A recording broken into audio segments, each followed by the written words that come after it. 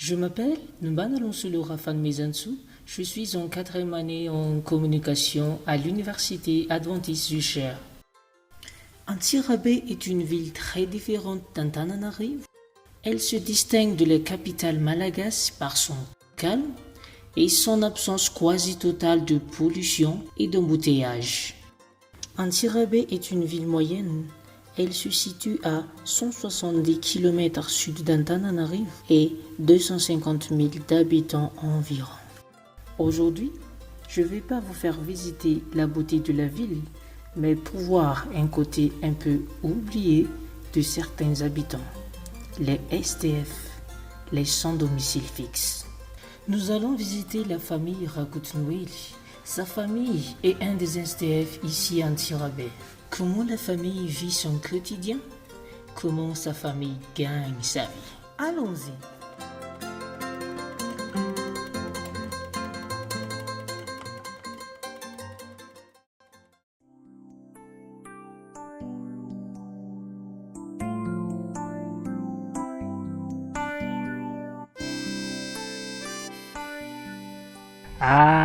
Ny anarako moa dia Ndiafara. Rakutnueli est mon vrai nom, mais les gens m'appellent Ndiafara.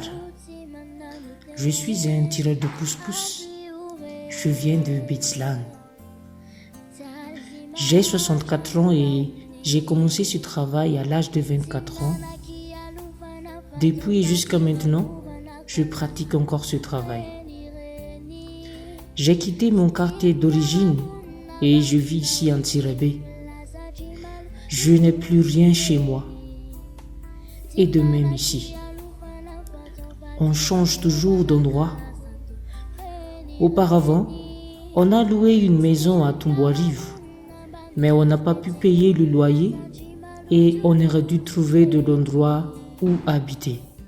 Finalement, on a décidé de monter de l'abri en sachet.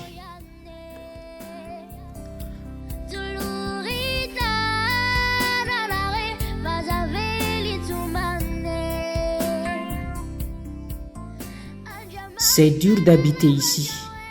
Il y a la période de pluie, la saison du froid, mais on doit toujours rester ici.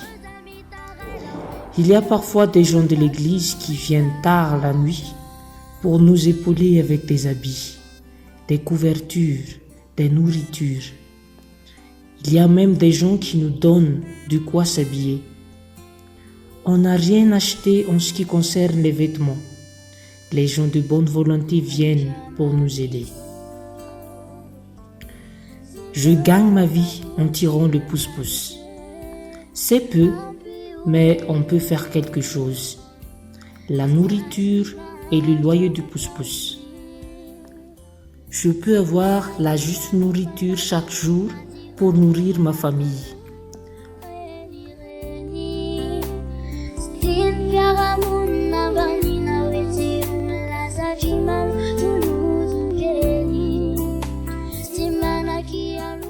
Vu la pandémie, j'ai rencontré un grand problème car tout était fermé. Il y avait une loi qui nous a interdit de porter 2 personnes. C'était vraiment dur pour moi. Si on voulait porter 2 personnes et on a vu les policiers, on s'enfuit pour ne pas être attrapé.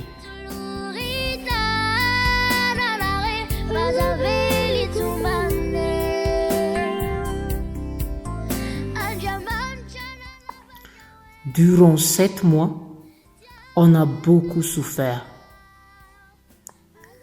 À cause de la présence du King et le cyclopousse, le taxi B, on a vraiment rencontré des problèmes. On ne peut pas faire le prix de 400 arrière alors qu'on porte 2 personnes. Donc les clients choisissent le taxi B ou le cyclo.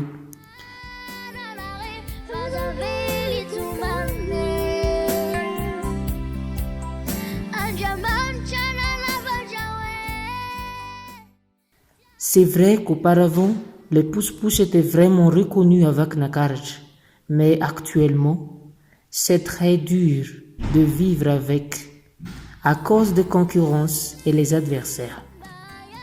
Les clients sont pressés et ils choisissent le transport le plus rapide. Face au règlement de l'État, les gens plus de 60 ans sont libres pour le travail.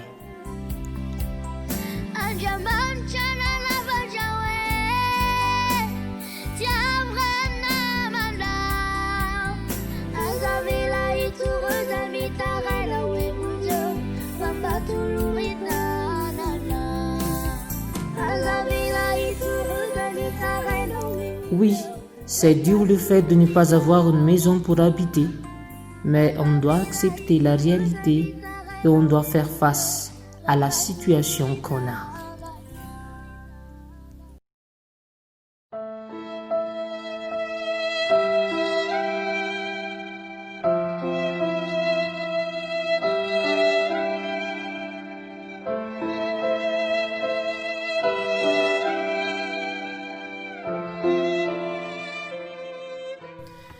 Rakut Noël est un père de famille très courageux. Malgré sa situation, il est toujours là pour supporter sa famille.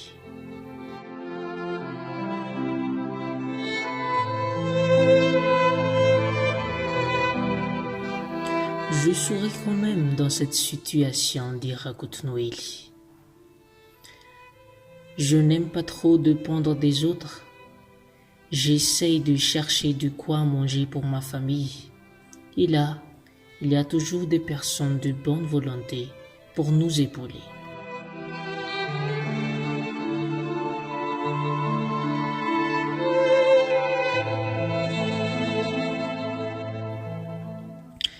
Rakut Noël a un problème avec les genoux. Ce problème lui fait souffrir. Mais il a dit, tant que je peux encore me tenir debout, je tirerai le pouce-pouce pour nourrir ma famille.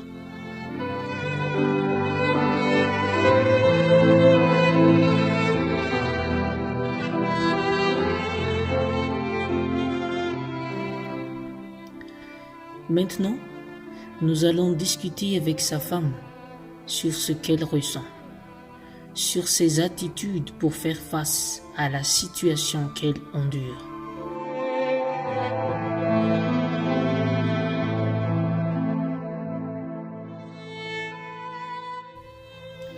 Une femme battante, une femme courageuse, une femme responsable.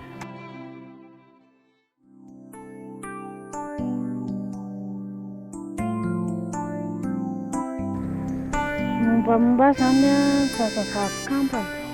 J'ai une Kampana jumelle. amin'ny rahavavy ianay. Mon nom est Nivorlalena Maria. On m'appelle Maria. Je viens du Fouktami à Mboulavoul, commune d'Apatomène, district d'Antirapé 2. Je suis mariée une fois, mais nous avions divorcé. Et je me suis remariée. Au total, j'ai eu 8 enfants, dont 5 garçons et une fille, qui sont toujours en vie, mais les 3 sont déjà morts.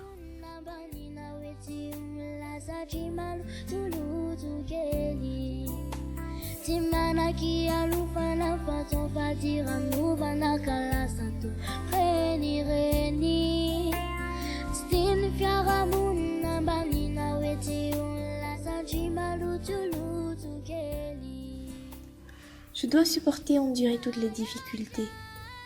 Je dois affronter la vie toute seule.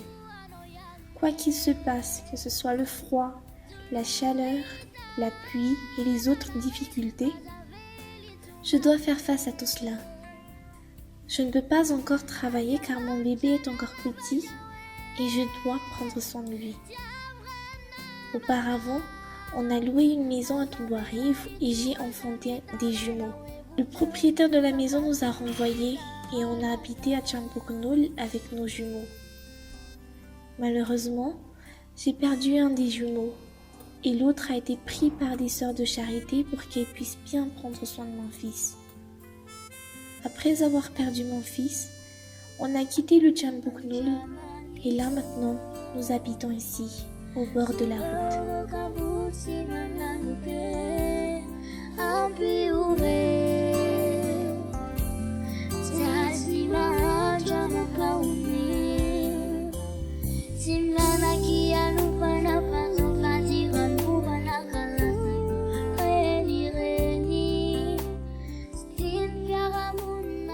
C'est vrai qu'il fait très froid à Antsirabe.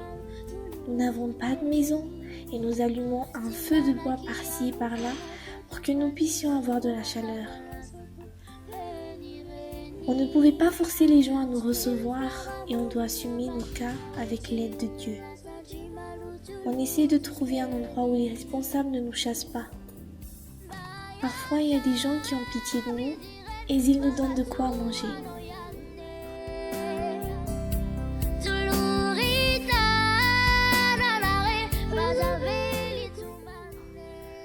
Le plus dur que j'ai enduré, c'est le fait de ne pas avoir de la maison pour nous abriter. Le fait d'enfanter un bébé n'est pas difficile pour moi. C'est dur car même si on a des matériels ou des meubles, vu qu'on n'a pas de maison, c'est inutile. On ne peut pas travailler à cause de cela.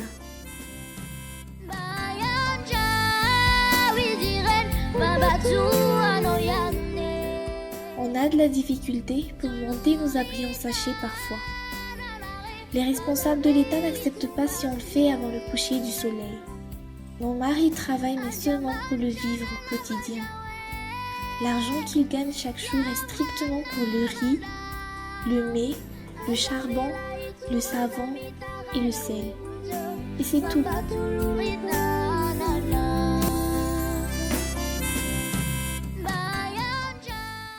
J'attends que mes enfants deviennent grands pour qu'on puisse louer une maison. À cause de ma santé, je ne peux pas travailler. Ma main gauche a un problème.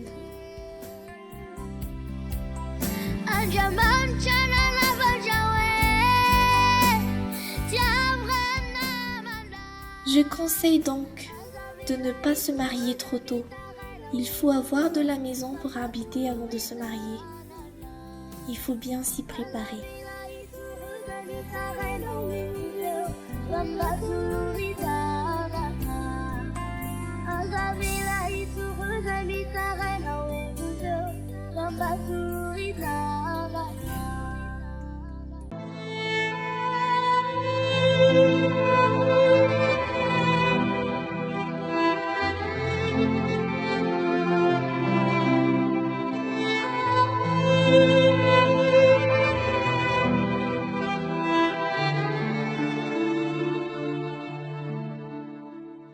Le SDF, il marche dans la rue sans savoir où il va.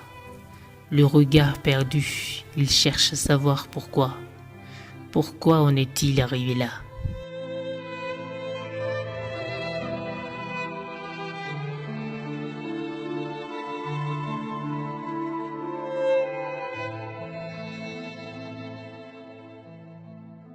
À devoir tendre la main pour un morceau de pain, à devoir trouver un abri pour passer la nuit. Il n'imaginait pas qu'un matin, il se retrouverait parmi ceux qui croisaient chaque jour son chemin. Pourtant, lui aussi avait un foyer.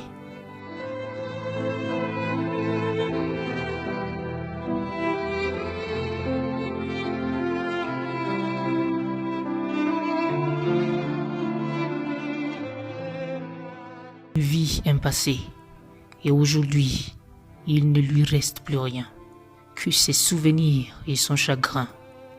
Il a suffi de pas grand-chose pour qu'il se retrouve comme tant d'autres, rejeté de la société, sans nulle part où aller.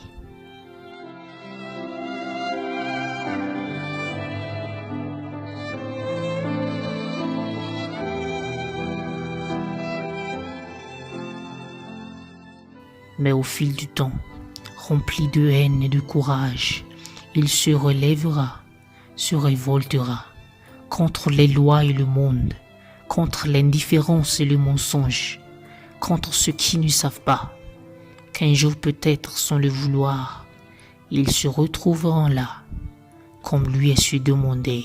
Pourquoi?